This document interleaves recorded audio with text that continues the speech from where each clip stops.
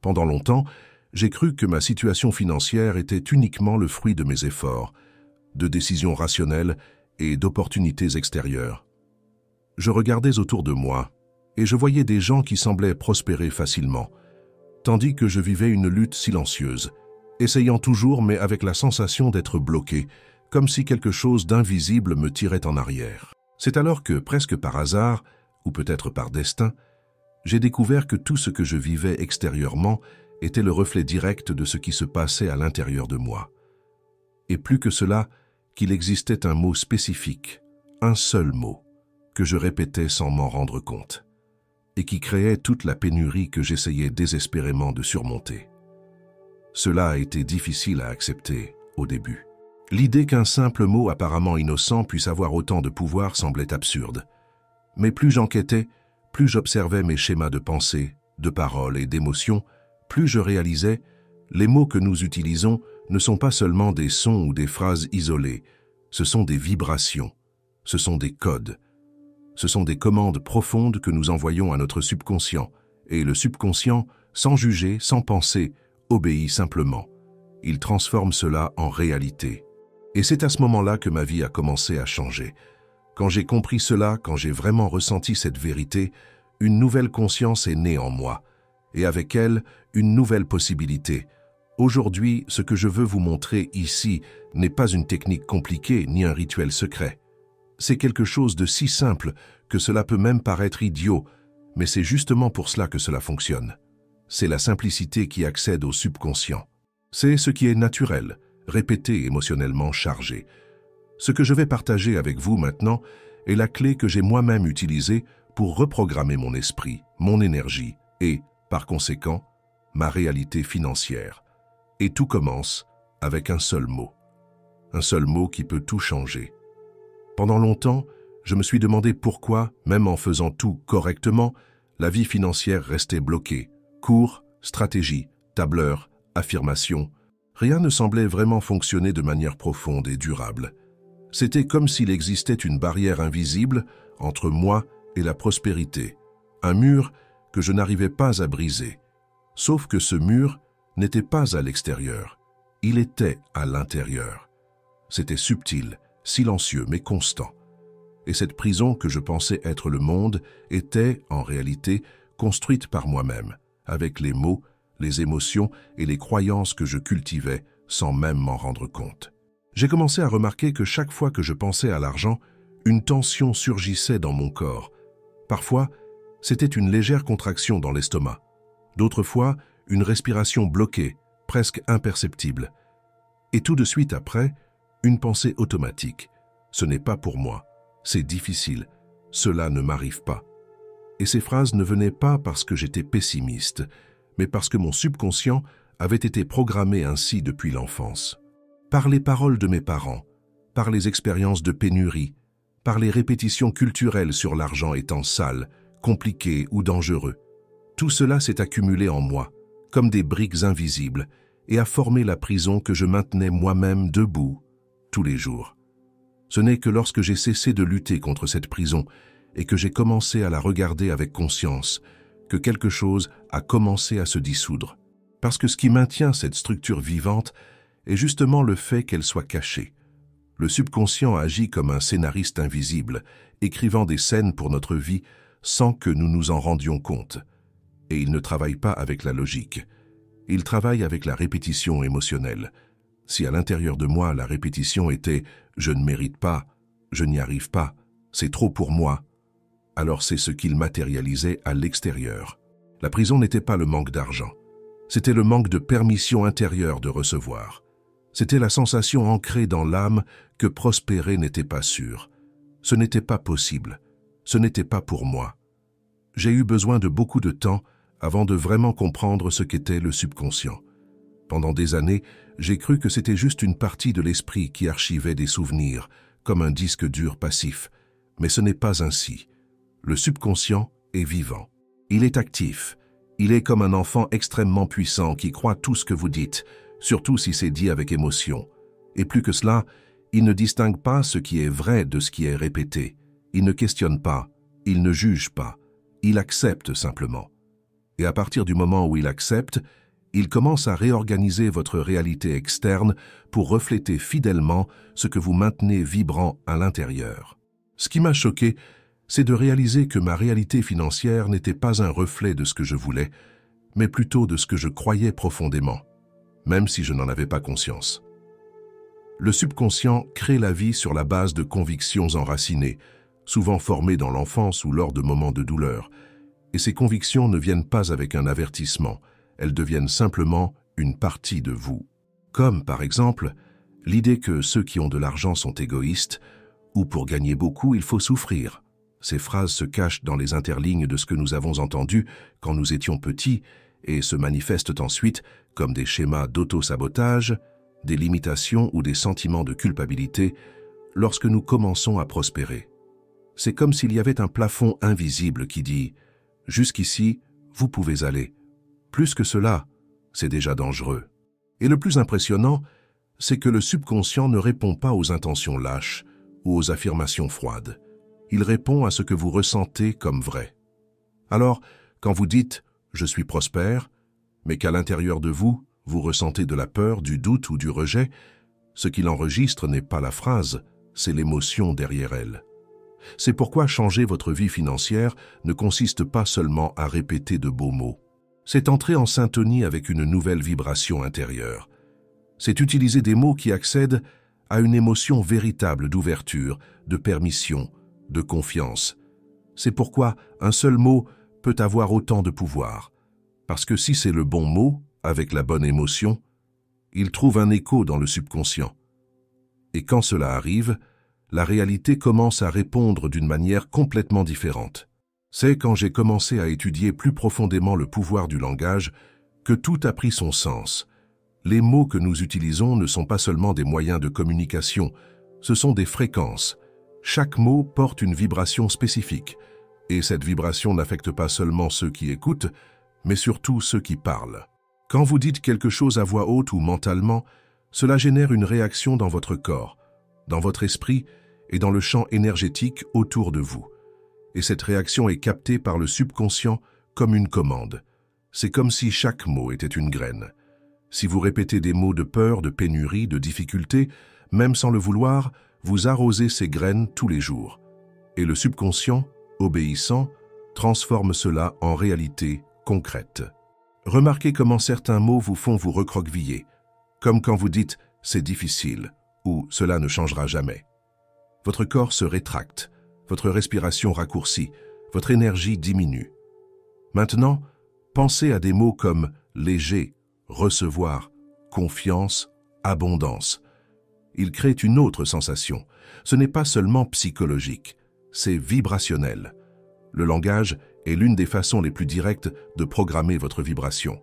Et la vibration est ce qui façonne la réalité. Peu importe ce que vous désirez, ce qui attire votre vie est ce que vous vibrez. Et les mots que vous répétez le plus quotidiennement forment la base de votre vibration dominante. C'est là que j'ai réalisé qu'il ne servait à rien de visualiser l'abondance, de faire des tableaux de vision ou de désirer la richesse. Si les mots que j'utilisais pour moi-même, dans les petites conversations internes du quotidien, étaient chargés de pénurie, de doute, de rejet, c'est ce que mon champ vibrationnel émettait. La transformation réelle a commencé quand j'ai commencé à observer mon langage comme quelqu'un qui prend soin d'un jardin sacré. Je suis devenu plus présent, plus sélectif avec les mots que je choisis, surtout quand je suis émotionnellement bouleversé. Et plus je nettoyais mon langage, plus ma réalité commençait à changer, avec fluidité, avec légèreté, presque sans effort. Parce que quand le mot change, la vibration change. Et quand la vibration change, tout change. Quand j'ai commencé à observer avec plus d'attention ce que je me disais tous les jours, j'ai découvert quelque chose qui m'a donné un véritable choc. Ce n'était pas une phrase longue, ni une pensée complexe. C'était un seul mot. Un mot que je répétais si souvent dans tant de situations qu'il était devenu presque invisible. Je disais ce mot naturellement, sans me rendre compte à quel point il me limitait. Et le plus effrayant, ce n'était pas que moi. Presque toutes les personnes qui vivent dans des cycles de pénurie financière, émotionnelle ou spirituelle disent ce même mot. Il est ancré dans le vocabulaire collectif, comme s'il était innocent. Mais derrière lui, il existe un blocage profond de mérite. Le mot est « essayer ». Oui, essayer. Cela semble inoffensif, n'est-ce pas? Mais chaque fois que vous dites « je vais essayer », ce que votre subconscient comprend, c'est « je ne crois pas totalement que je peux ». Essayer porte une vibration de doute, d'effort sans certitude, de mouvement sans décision. C'est un mot qui prévoit déjà l'échec. Il est subtil, mais puissant. Quand vous dites que vous allez essayer d'améliorer votre vie, essayer de sortir des dettes, essayer de changer votre relation avec l'argent, vous dites, en pratique, que vous n'êtes pas prêt à permettre que cela se produise vraiment. Et le subconscient répond avec la même fréquence. Il vous maintient dans des tentatives éternelles, sans résultat concret. Quand j'ai réalisé cela, c'était comme si un voile avait été enlevé de mes yeux. Je me souvenais de toutes les fois où j'avais utilisé ce mot. Je vais essayer d'économiser de l'argent. Je vais essayer d'entreprendre. Je vais essayer de changer ma vibration. Et toutes ces tentatives m'ont maintenu au même endroit. Ce n'est que quand j'ai retiré ce mot de mon vocabulaire et que j'ai commencé à utiliser des mots de décision, comme « je choisis »,« je permets »,« je fais », que quelque chose a commencé à bouger vraiment. Parce que l'univers ne répond pas à l'hésitation. Il répond à la clarté. Et le subconscient, qui est le canal entre vous et la réalité, ne comprend que ce qui est dit avec conviction émotionnelle. C'est pourquoi, s'il y a une chose qui peut bloquer votre abondance aujourd'hui, ce n'est peut-être pas le manque d'action. C'est la présence constante de ce mot, « essayer ». Quand j'ai compris le poids que le mot « essayer » portait, j'ai réalisé que je devais le remplacer par quelque chose qui avait exactement l'effet opposé. Un mot qui ouvre au lieu de fermer, qui affirme au lieu d'hésiter, qui donne à mon subconscient une nouvelle commande, simple, directe, mais puissante. Et c'est à ce moment de mon parcours que j'ai trouvé le mot qui a tout changé. Un mot qui, chaque fois que je le répétais, je sentais mon corps se détendre, mon énergie s'étendre et une confiance silencieuse prendre possession de moi. Ce mot est « je permets ». Permettre n'est pas la même chose que souhaiter. Souhaiter porte encore l'idée que quelque chose est distant. Permettre, c'est ouvrir l'espace pour que ce qui existe déjà en potentiel entre dans votre vie. C'est dire « oui » au flux. C'est sortir de la résistance, du doute, de la lutte et entrer dans un état de réceptivité profonde. Quand j'ai commencé à répéter « je permets » avec intention, tout a changé. Pas parce que le mot en lui-même était magique, mais parce qu'il accédait à une nouvelle vibration à l'intérieur de moi. C'était comme si j'enlevais le poids du contrôle et que je disais à mon subconscient « maintenant j'ai confiance ». Et le plus intéressant, cette confiance a commencé à se refléter directement dans ma réalité financière. Des opportunités sont apparues, des portes se sont ouvertes et je me suis senti enfin en mouvement. Je permets de prospérer. Je permets de recevoir. Je permets d'être bien payé pour ce que je fais. Ces phrases sont devenues un mantra silencieux. Et le plus beau, c'est qu'elles n'exigent pas d'effort. Elles ne réclament pas. Elles ne mettent pas la pression. Elles accueillent. Le subconscient, en entendant « je permets », comprend que c'est sûr, qu'il n'y a pas de menace, qu'il peut changer. Et quand cette sensation se stabilise à l'intérieur de vous, l'argent commence à circuler d'une autre manière, parce que le flux externe n'est rien d'autre que le reflet de combien vous vous permettez de vivre dans l'abondance à l'intérieur. Et cette permission commence par un seul mot, un choix simple, une vibration qui dit « je n'ai plus besoin d'essayer. Maintenant, je m'ouvre pour recevoir ». Après avoir découvert le pouvoir du mot « je permets », je savais que le simple fait de le répéter ne suffirait pas. J'avais besoin de le ressentir. J'avais besoin d'entrer dans un état vibrationnel où ce mot était plus qu'un son. Il avait besoin de devenir une expérience. Et c'est là que j'ai commencé à utiliser la répétition, non pas comme une obligation, mais comme un rituel de reconnexion. Je me réveillais le matin et avant même d'ouvrir complètement les yeux, je me disais en silence « je permets », sans attente, sans pression. Juste ça. Je respirais profondément. Je laissais ce mot se répandre dans mon corps. Parfois, je sentais une légère chaleur dans ma poitrine. D'autres fois, des larmes silencieuses venaient, comme si quelque chose était enfin en train de se relâcher. Tout au long de la journée, j'ai commencé à m'observer. Chaque fois qu'un doute surgissait, chaque fois que je me surprenais à dire « je ne sais pas si je peux » ou « c'est trop difficile », je m'arrêtais pendant quelques secondes, je respirais et je revenais à ce mot. Je permets. Il est devenu mon centre, une ancre. Et plus je l'utilisais, plus il devenait naturel. Ce n'était pas une affirmation forcée, c'était presque un rappel, comme si je me rappelais simplement quelque chose que mon âme savait déjà, que je suis digne de prospérer, de recevoir, de vivre en paix avec l'argent. Et cet état de permission a commencé à occuper l'endroit où habitait auparavant la résistance. J'ai réalisé que le secret n'était pas de le dire 1000 fois par jour, c'était de le dire en le ressentant. C'était de créer de petits moments de présence. 5 secondes, 10 secondes. Chaque fois que je ressentais de l'anxiété à propos de l'argent, je revenais. Chaque fois que je regardais mon compte bancaire avec peur, je disais « je permets ». C'était une façon de me reprogrammer petit à petit, avec douceur. Le subconscient ne change pas par la force, il change avec la constance émotionnelle. Et ce mot, dit avec vérité, a le pouvoir d'ouvrir des chemins que vous n'imaginiez même pas. Parce que quand vous changez ce que vous ressentez en parlant, vous changez ce que vous vibrez. Et quand vous changez ce que vous vibrez, le monde répond différemment. L'une des plus grandes découvertes que j'ai faites dans ce parcours a été de réaliser qu'il existe une différence profonde entre l'esprit qui cherche et l'esprit qui reçoit. Pendant des années, j'ai vécu dans la vibration de la recherche, toujours à la recherche de solutions, de réponses, de formules, toujours en courant contre le temps, en sentant qu'il manquait quelque chose, que j'avais besoin de me forcer davantage, de comprendre davantage, de me prouver davantage. Et plus je cherchais, plus l'abondance semblait lointaine. C'était comme essayer d'attraper le vent avec les mains. Et ce n'est que quand je me suis arrêté, quand je me suis vraiment rendu à l'idée de permettre, que j'ai réalisé. L'énergie de celui qui cherche est totalement différente de l'énergie de celui qui est prêt à recevoir. Chercher porte la fréquence du manque, du ne pas avoir, du ne pas encore être. Même si vous avez de bonnes intentions, ce que le subconscient capte, c'est le signal de pénurie. C'est comme si vous affirmiez constamment « je n'ai pas encore ». Déjà, le recevoir est silencieux. C'est une vibration qui vient du centre. N'exige pas, ne supplie pas, ne force pas. Elle s'appuie sur une certitude intérieure que le flux de la vie opère déjà en votre faveur.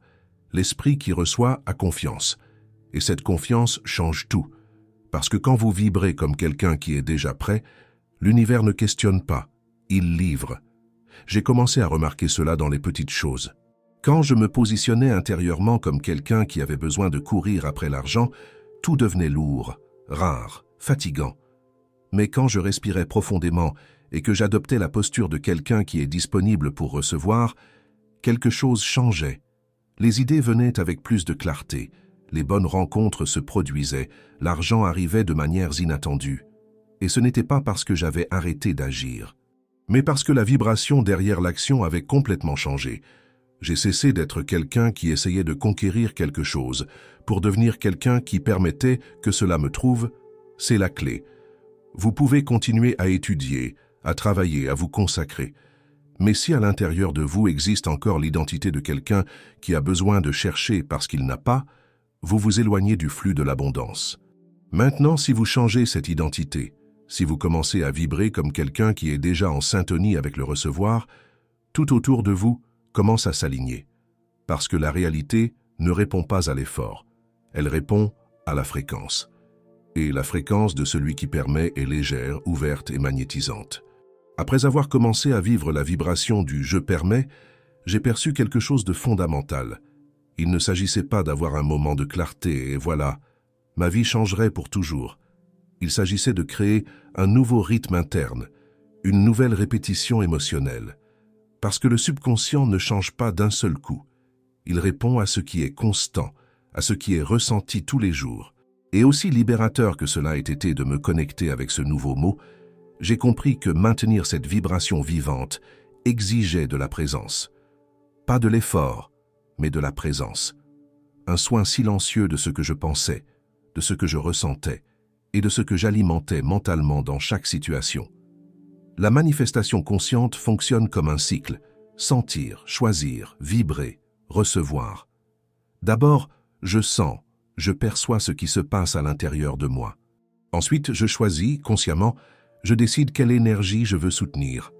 Ensuite, je vibre, pas seulement avec des mots, mais avec des gestes, avec une posture, avec une émotion. Et enfin, je reçois, sans hâte, sans attente, mais avec une ouverture réelle. Ce cycle peut paraître simple, et il l'est, mais l'ancien esprit, conditionné par la peur et le contrôle, va tenter d'interrompre ce flux à plusieurs reprises. Il voudra revenir à essayer, à « et si ça ne marche pas », à « je n'en suis pas capable ». Et c'est à ce moment que la conscience entre en jeu, non pas pour se battre avec ses pensées, mais pour choisir à nouveau, pour revenir au centre, pour dire « je permets », même avec la peur, même dans le doute, je continue de permettre. Comprendre cela m'a libéré de l'idée que je devais être à 100% en train de vibrer positivement tout le temps. Cela n'existe pas. Ce qui existe, c'est la décision continue de revenir, de retourner à l'alignement, de choisir une fois de plus l'énergie de la permission au lieu de la résistance. Et plus je faisais cela, plus cela devenait naturel. Jusqu'à ce que, un jour, je réalise que je n'avais plus besoin de me le rappeler autant, que ma vibration avait changé de manière silencieuse, mais profonde. La manifestation n'est pas un miracle qui se produit de l'extérieur vers l'intérieur. C'est un état que vous soutenez à l'intérieur et que le monde inévitablement reflète. Je sais que peut-être, jusqu'ici, vous ressentez un mélange de surprise, d'espoir et peut-être même un peu de méfiance, et tout va bien. Je suis également passé par ce processus. Ce qui importe maintenant, ce n'est pas combien vous comprenez cela avec l'esprit, c'est combien vous le sentez dans votre corps, dans votre cœur, dans votre énergie. Le mot que vous choisissez pour alimenter votre subconscient a le pouvoir de planter la graine d'une nouvelle réalité. Et si vous prenez soin de cette graine avec constance, émotion et intention, elle va fleurir. Parce que l'énergie ne faillit jamais. Elle répond simplement. Maintenant que vous connaissez ce mot, qu'allez-vous en faire? Allez-vous le laisser passer comme une information de plus parmi tant d'autres? Ou allez-vous prendre l'engagement silencieux de le répéter, de le ressentir, de vibrer avec lui tous les jours, jusqu'à ce qu'il devienne une partie de qui vous êtes? Le choix vous appartient, et ce choix est le début de tout, parce que ce n'est pas le mot en lui-même qui change votre vie, c'est la fréquence avec laquelle vous le vivez. C'est la signification que vous lui donnez, c'est l'énergie que vous activez lorsque vous le prononcez. Alors, avant de terminer cette vidéo, je veux vous inviter à un petit moment de silence. Respirez profondément, fermez les yeux si vous le pouvez, et dites-vous à vous-même avec toute l'émotion que vous pouvez rassembler, « Je permets ». Oui, c'est le mot. Je permets. Je permets d'être prospère. Je permets de recevoir. Je permets de vivre dans l'abondance. Je permets que le flux de l'univers m'atteigne. Et à partir de maintenant, ce sera votre nouvelle réalité.